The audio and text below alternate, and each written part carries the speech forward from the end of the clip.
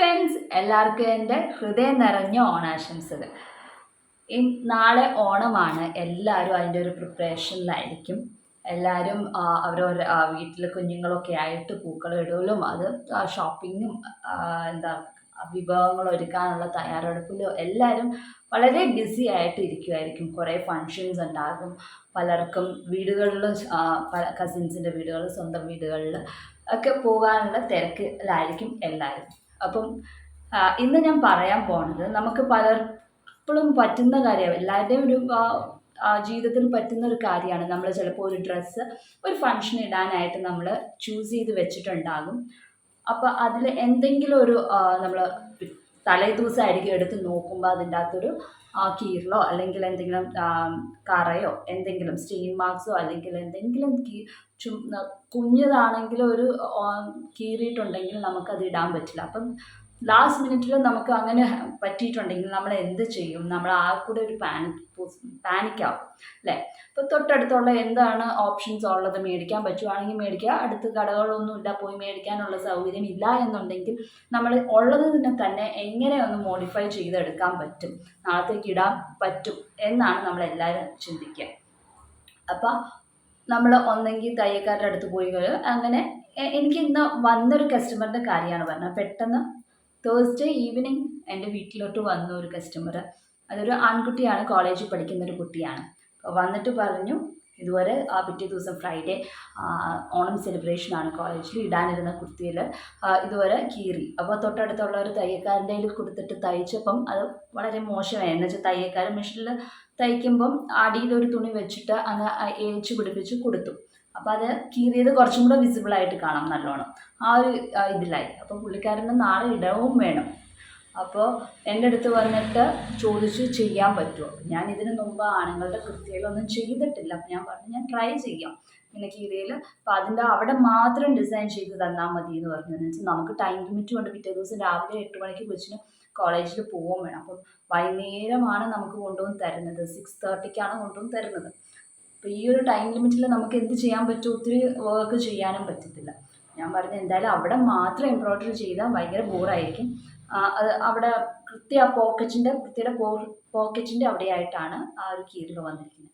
അപ്പോൾ അത് നമുക്ക് ശരിയാക്കി എടുക്കാൻ നോക്കാം. ഞാൻ എൻ്റെ മാക്സിമം ട്രൈ ചെയ്യാമെന്ന് പറഞ്ഞ് ഞാൻ അത് ഏറ്റെടുത്തു. ആ കൊച്ചിൻ്റെ ടെൻഷൻ കണ്ടപ്പോൾ പാവം തോന്നി. അപ്പോൾ ഞാൻ പറഞ്ഞു ഞാൻ ചെയ്തു തരാം എന്ന് പറഞ്ഞ് ഞാൻ ഒരു ഡിസൈൻ എടുത്ത് ചെയ്തു. അപ്പോൾ അതാണ് ഞാൻ ഇന്ന് കാണിക്കുന്നത്. എങ്ങനെയാണ് ഒരു കീറി ഇതിൻ്റെ അകത്ത് നമുക്ക് എംബ്രോയ്ഡറി ചെയ്തിട്ട് കുഴപ്പമില്ലാത്ത രീതിയിൽ തന്നെ, എന്ന് വെച്ചാൽ അങ്ങനെ വിസിബിൾ അല്ല, കീറിയത് അങ്ങനെ വിസിബിൾ ആവാത്ത രീതിയിൽ തന്നെ എങ്ങനെയാണ് നമുക്ക് ചെയ്യാൻ പറ്റണതെന്ന് കണ്ടു നോക്കാം. നിങ്ങൾക്കും യൂസ്ഫുൾ ആകുമെന്ന് ഞാൻ വിശ്വസിക്കണം. എന്താണെന്ന് വെച്ചാൽ നമ്മുടെയൊക്കെ ജീവിതത്തിൽ ഇതുപോലത്തെ എന്തെങ്കിലും കുഞ്ഞു കുഞ്ഞു കാര്യങ്ങൾ എപ്പോഴെങ്കിലുമൊക്കെ സംഭവിക്കും. ഒന്നെങ്കിൽ കീറിയതാവാം, അല്ലെങ്കിൽ സ്റ്റെയിൻ മാർക്ക് ആണെങ്കിൽ സ്റ്റെയിൻ മാർക്കിൻ്റെ മേളിലും ഇതുവരെ എംബ്രോയ്ഡറി ചെയ്ത് നമുക്ക് മാറ്റിയെടുക്കാവുന്നതാണ്. അപ്പോൾ ഇതൊന്ന് കണ്ടു നോക്ക്. അപ്പോൾ ഒരിക്കൽ കൂടി എല്ലാവർക്കും എൻ്റെ ഹൃദയം നിറഞ്ഞ ഓണാശംസകൾ. അപ്പോൾ ഇതാണ് നമ്മുടെ കുർത്തയുടെ എവിടെയാണ് കീറിയെന്ന് വെച്ചാൽ ഇവിടെയാണ് കീറിയത്. അപ്പോൾ ഇന്നലെ വൈകുന്നേരം വന്നിട്ട് നമ്മളോട് പറഞ്ഞു ഇതുപോലെ കീറി കഴിഞ്ഞപ്പം അവർ അടുത്തുള്ള ടൈലറിൻ്റെ അടുത്ത് കൊണ്ടുപോയി കൊടുത്തു.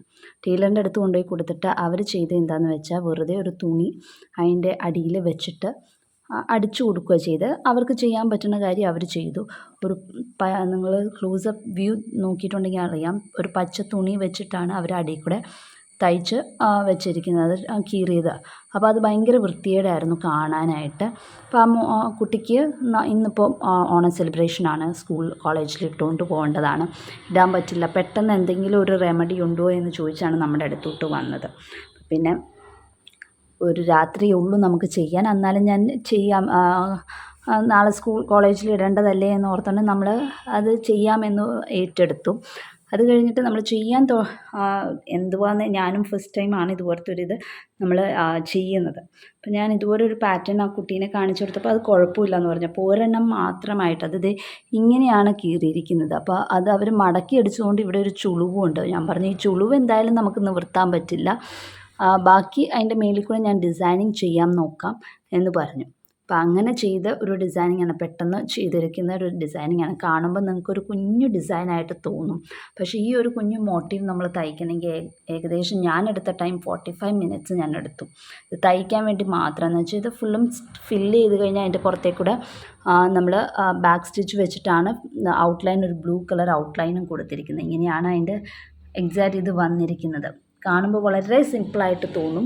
7 ഇതുപോലത്തെ ഡിസൈൻസാണ് ഉള്ളത്. ഇങ്ങനെ സ്കാറ്റർ ചെയ്തതെന്ന് വെച്ചാൽ അവിടെ മാത്രം തയ്ച്ചിട്ടുണ്ടെങ്കിൽ വൃത്തികേടാവുന്നതുകൊണ്ട് കുർത്തയുടെ അവിടെ ഇവിടെയൊക്കെ ആയിട്ട് അവിടെ മുതൽ താഴത്തോട്ട് സ്കാറ്റർ ചെയ്ത് ഇങ്ങനത്തെ ഒരു ഡിസൈനിങ് ആണ് കൊടുത്തിരിക്കുന്നത്. വൈറ്റ് കളർ ത്രെഡും കൊണ്ട് നമ്മൾ ഇങ്ങനത്തെ ഡിസൈൻ ചെയ്തിട്ട് പുറത്തേക്കൂടെ ഔട്ട്ലൈനാണ് കൊടുത്തിരിക്കുന്നത്. ആ same blue colour, turquoise blue കളറാണ് കുർത്ത. ആ സെയിം കളർ ത്രെഡും കൊണ്ട് ഒരു ഔട്ട്ലൈനുമാണ് കൊടുത്തിരിക്കുന്നത്. അപ്പോൾ എല്ലാവരും കണ്ടല്ലോ ആ കുർത്തിയുടെ സ്റ്റേജ് എങ്ങനെയാണെന്നുള്ളത്. അപ്പോൾ എല്ലാവർക്കും ഇത് യൂസ്ഫുൾ ആയെന്ന് വിശ്വസിക്കുന്നു. അപ്പോൾ അടുത്ത ദിവസം മറ്റൊരു വീഡിയോ ആയിട്ട് കാണാം. ബൈ.